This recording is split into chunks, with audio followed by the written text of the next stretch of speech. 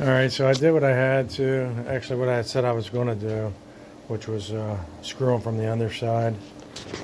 It seems to have brought it as flat as I could get it. I'm going to turn her over and hope I didn't screw through the other side. I don't know if I did or not, but I'll find out as soon as I turn it over. And then I'll try to figure out what I'm going to do with these breadboard ends. Either cut them off, which I really don't want to do, or try to figure out how to make them work. So I'll get back to you shortly once I flip her over and see how I did. Thanks. So for anybody following the video, this is what I've come up with. I think I've figured it out. My tenon part, here we'll go down the other end. My tenon part, I don't think this ridge, this ledge here, is square, is straight. So I'm going to have to do a little bit of figuring out how I can figure it out. Figured out how I can straighten this wall up. And then maybe this will fit a little bit closer in. I ran this part through the jointer again to try to square up this. But now that I fastened the legs on, I might have screwed myself from being able to make another, just go ahead and make another tenon. You know, cut that one off and make a new one, or just try to square up that end. So my wife said she'd be okay if I left it with that and just drilled a bunch of holes, because this is her craft table and she could hang stuff off of these. But that's not the idea. The idea is to try to figure out how to do a breadboard end. I have all these tools, all this wood. I got to figure it out, you know.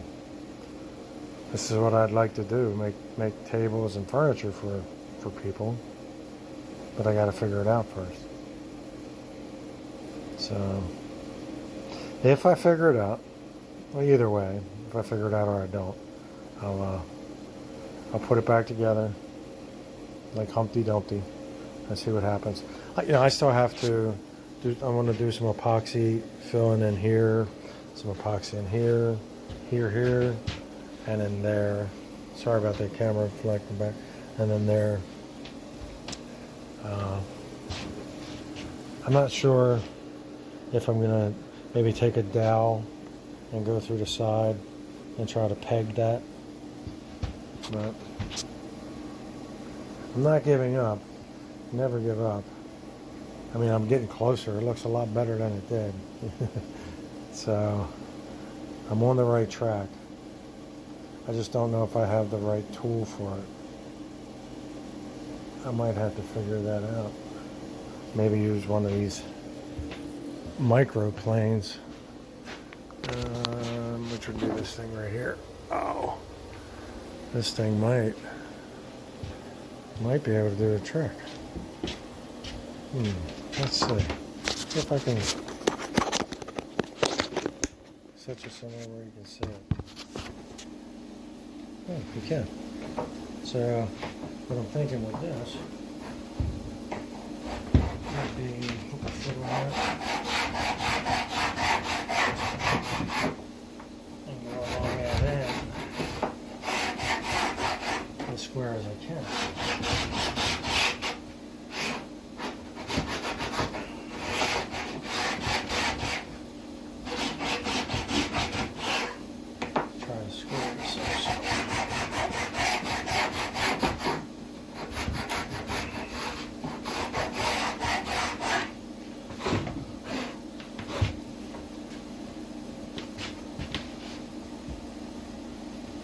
I originally had checked this with a board.